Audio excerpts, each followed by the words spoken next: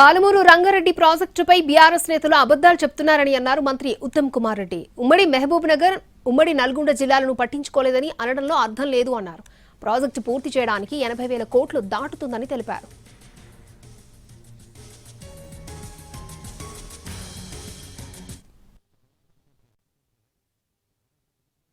Project ని ignore చేస్తున్నారు.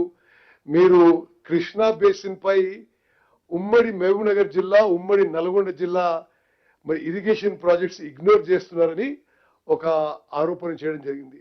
ఇది పూర్తిగా అబద్ధం. వాళ్ళు జియో ఇచ్చింది 10th June 2015 జియో ఇచ్చింది. ఈ పాలమూరు రంగారెడ్డి ప్రాజెక్ట్ కాస్ట్ 35,000 కోట్లని.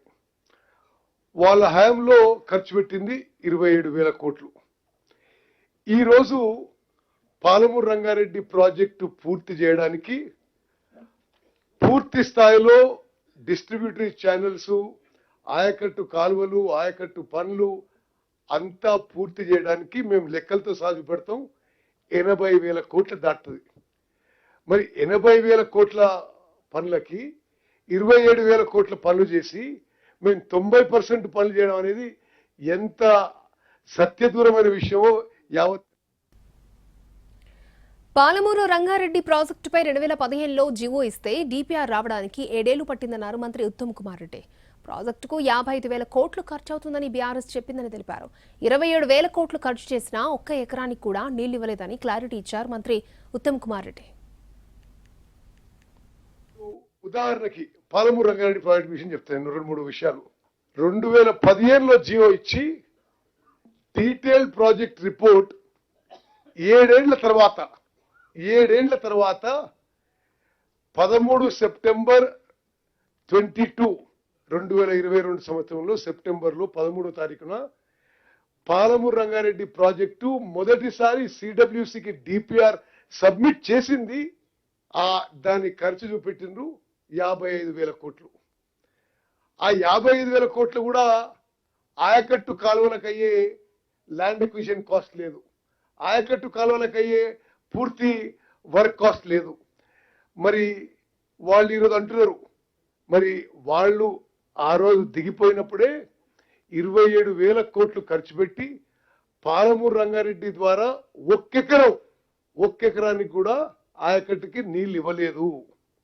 మనం ఏదో పని చేయనట్టుగా ఆ రోజు కేసీఆర్ గారు కానీ తర్వాత హరీష్ రావు గారు మాట్లాడుతున్నారు.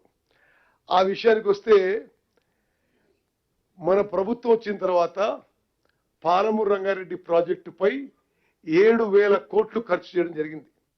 ఉదాహరణకి పాలమూరు రంగారెడ్డి ప్రాజెక్టు విషయం చెప్తాను. 2-3 విషయాలు.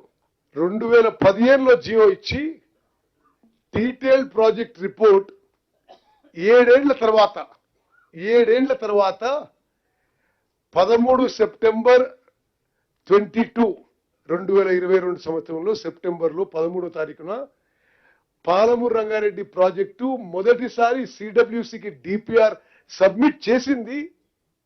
దాని ఖర్చు చూపెట్టిండ్రు 55,000 కోట్లు. ఆ 55,000 కోట్లు కూడా ఆయకట్టు కాలువలకు అయ్యే ల్యాండ్ ఎక్విజిషన్ కాస్ట్ లేదు, ఆయకట్టు కాలువలకు అయ్యే పూర్తి వర్క్ కాస్ట్ లేదు. మరి వాళ్ళు ఈరోజు అంటున్నారు, మరి వాళ్ళు ఆ రోజు దిగిపోయినప్పుడే 27,000 కోట్లు ఖర్చు పెట్టి పాలమూరు రంగారెడ్డి ద్వారా ఒక్కెకరానికి కూడా ఆయకట్టుకి నీళ్ళు ఇవ్వలేదు. మనం ఏదో పని చేయనట్టుగా ఆ రోజు కేసీఆర్ గారు కానీ తర్వాత హరీష్ రావు గారు మాట్లాడుతున్నారు. ఆ విషయానికి వస్తే మన ప్రభుత్వం వచ్చిన తర్వాత పాలమూరు రంగారెడ్డి ప్రాజెక్టుపై 7,000 కోట్లు ఖర్చు చేయడం జరిగింది.